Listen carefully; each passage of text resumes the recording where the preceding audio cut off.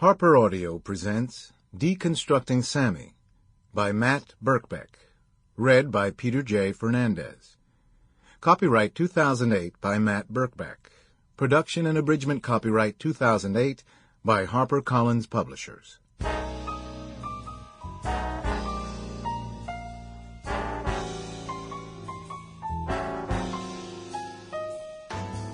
It was near dawn when the pinging sound of a tiny bell resonated throughout the expansive bedroom, filtering down two short staircases to a small office where Brian Dello sat watching television.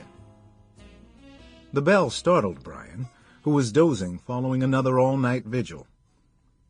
He jumped out of his chair and rushed up the stairs to the bedside of Sammy Davis, Jr.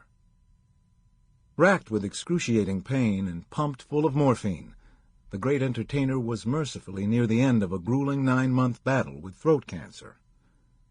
Months of chemotherapy and radiation treatment proved futile, and after a final stay at Cedars-Sinai Hospital in Los Angeles, Sammy returned to his Beverly Hills home to die. A recent tracheotomy stilled his voice, and his neck was visibly red and bloated from the hideous, festering tumor. Also stricken with pneumonia, Sammy remained mostly unconscious, but during brief moments of clarity he'd ring his little bell.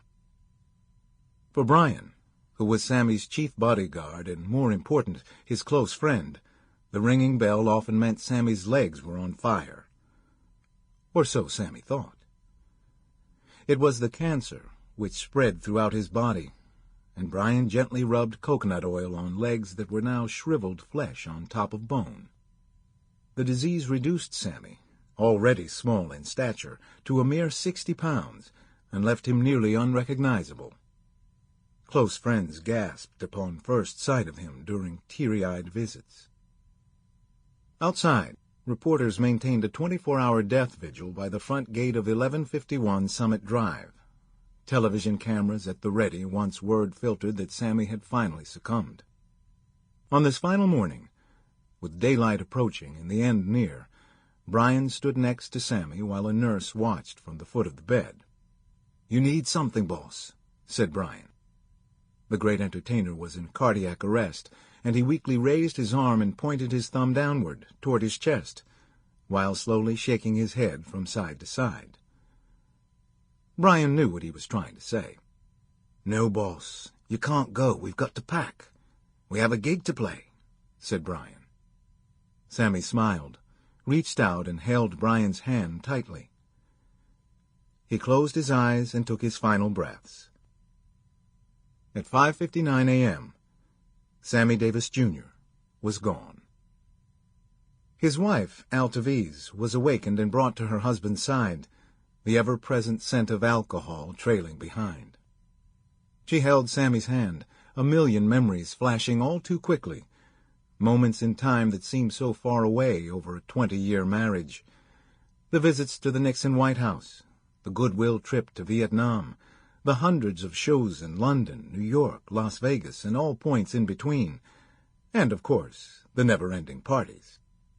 From private dinners with the Sinatras to the Party of the Century in 1980, a $100,000 royal feast the Davises hosted here at their 22-room home, attended by every political, sports, and entertainment star in Hollywood and beyond.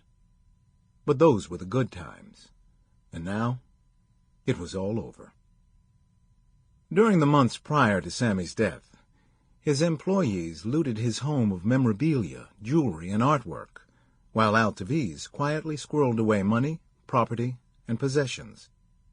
She sent FedEx packages filled with cash, jewelry, and other valuables to friends and family throughout the country and overseas, placed 13 fur coats in a local storage shop, and hid her Rolls-Royce in Las Vegas. After kissing her dead husband on the cheek, Altaviz quickly removed the remaining jewelry from his body.